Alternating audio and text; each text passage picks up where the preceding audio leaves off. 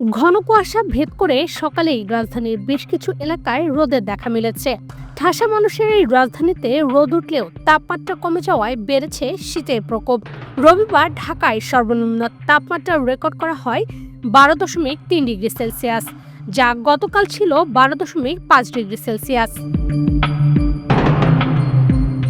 আবহাওয়া অধিদপ্তর সূত্রে জানা যায়, 4 জানুয়ারি রবিবার সকালে দেশের সর্বনিম্ন তাপমাত্রা 9.5 ডিগ্রি সেলসিয়াস রেকর্ড করা হয়েছে মৌলভীবাজারের শ্রীমঙ্গলে। এদিকে গতকাল নওগাঁর বদলগাছি, পাবনা ও রাজশাহীতে সর্বনিম্ন তাপমাত্রা ছিল 9 ডিগ্রি সেলসিয়াস। সে তুলনায় দেশের সর্বনিম্ন তাপমাত্রা আজ কিছুটা বেড়েছে।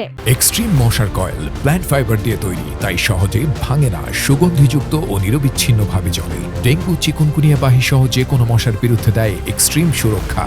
যদিও আবহাওয়াবিদরা বলছেন, রাজধানী সহ দেশের অন্যত্র শীতের প্রকোপ খানিকটা বাড়তে পারে। আবহাওয়া অধিদপ্তর বলছে, 2-1 দিন আবহাওয়া এমনই থাকতে পারে। বৃষ্টি না হলে কুয়াশা কাটার সম্ভাবনা কম। আজ দিনভর রাজধানীতে গতকালের চেয়ে রোদ বেশিক্ষণ স্থায়ী হতে পারে। আবহাওয়া অধিদপ্তর সূত্রে জানা গেছে, রাজধানীতে শীতের প্রকোপ গতকালের চেয়ে খানিকটা বাড়ায় এ ধারা অব্যাহত থাকতে পারে। অন্যদিকে দিনের তাপমাত্রা 1 ডিগ্রি সেলসিয়াস বাড়ার সম্ভাবনা থাকলেও কমে যেতে পারে রাতের তাপমাত্রা।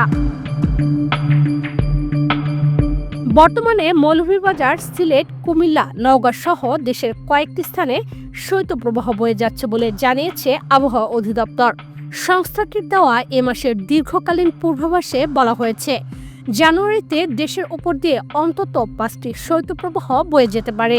আবহাওয়া অধিদপ্তর সূত্রে জানা গেছে, রবি ও সোমবার দেশের সার্বিক সর্বনিম্ন তাপমাত্রা কিছুটা বাড়লেও আগামী বুধবার থেকে তাপমাত্রা অনেকটাই কমে যেতে পারে। সেক্ষেত্রে নতুন করে শুরু হতে পারে শৈত্যপ্রবাহ।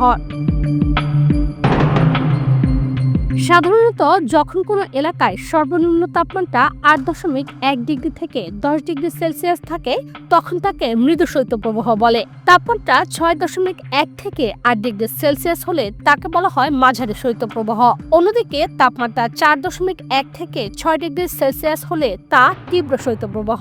আর তাপমাত্রা 4 ডিগ্রি সেলসিয়াসের নিচে নেমে গেলে তাকে অতি তীব্র শৈত্যপ্রবাহ বলা হয়।